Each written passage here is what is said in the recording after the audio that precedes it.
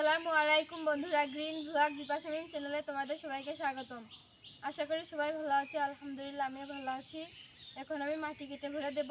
আমার আম্মু মাটি টেনে মাটি নিয়ে বাড়ির ভিতরে নিচে স্থান আছে, সেই জায়গায় মাটি দিয়ে ভরাট করে দিব। তোমরা পুরো ভিডিওটা দেখতে থাকো। আমার আব্বুর শেষ সম্বলের টাকা দিয়ে এই মাটি কেনা হয়, আর গোয়াল ঘরটা পড়ে যাচ্ছিল, তাই গুছানোর জন্য মাটি কেনা হয়েছে। এক গাড়ি মাটির দাম 800 টাকা নিয়েছে।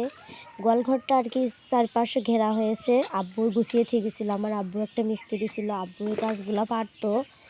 আব্বু গুছাতে গুছাতে আব্বুর অ্যাক্সিডেন্ট করি। আব্বুর সাথে আমিও অ্যাক্সিডেন্ট করি। আব্বুর হাতটা ভেঙে যায়। আমার তেমন একটা আঘাত লেগেছিল পেটে আর হাঁটুতে। আমার তেমন একটা সমস্যা হয়েছিল না, আব্বুর সমস্যা হয়েছিল বেশি। আব্বুর হাতটা ভেঙে যায়।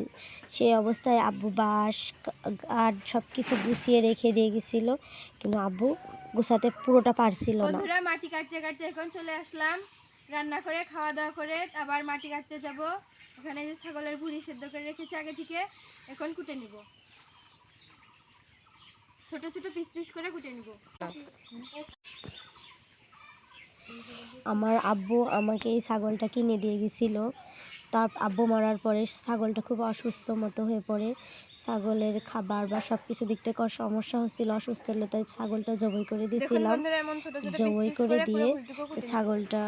করে দিয়েছিলাম। সেই ভুঁড়ি আবার ফ্রিজে রাখা ছিল, বা বট ফ্রিজে রাখা ছিল। আমার সেজে বোন চিটাগাং থাকে, ও আসার পরে খাবো এই জন্য ফ্রিজে রেখে দিয়েছিলাম। ও আবার আসছে, তাই এইগুলা কুটে নেওয়া হচ্ছে এখন ভাজি করার জন্য। এখানে ভুঁড়ি কুটে নেওয়া হয়ে গেছে। আলু, পেঁয়াজ, রসুন আর কাঁচামরিচ চিড়ে নেওয়া হয়েছে। এখন ভুঁড়ি ভেজে নিব। এখন এই ছাগলের বটগুলা ভেজে নিব। কেউ বট বলেন, কেউ ভুঁড়ি বলেন, এগুলা ভেজে নিব। বন্ধুরা, এখন এই পর্যন্ত মাটি নিব। এখন আর নিব না, যতটুকু থাকে কালকে সকালে আবার নিব।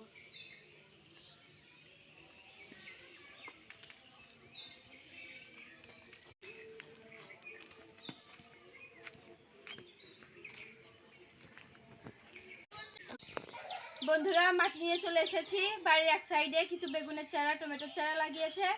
এখন আমি সেগুলোতে পানি দিব।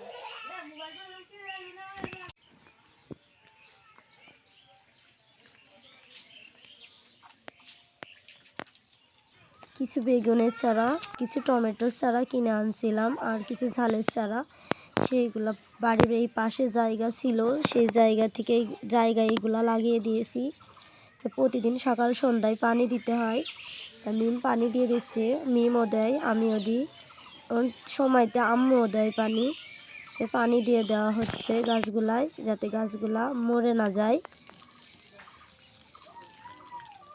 এইগুলাই তো সম্বল। যদি কোনো তরকারি হয়, বেগুন বা টমেটো ঝাল হয়, তাহলে তো নিজেদের সংসারে কাজে লাগবে, তাই চারাগুলো কিনে এনে লাগিয়ে দিয়েছি। কাদের কাদের বাড়ির আঙ্গিনায় বন্ধুরা এমন সবজি লাগানো আছে, অবশ্যই কমেন্টের মাধ্যমে জানাবেন। ফরিদপুরে যাই একটা দরকারে, তো এই জায়গাটাকে, এই ব্রিজটার খুব ভালো লাগে। তো এই ব্রিজটার ফুটেজ আর কি নিয়ে নিই, ভিডিও করে নেওয়া হয় আপনাদের সাথে শেয়ার করার জন্য।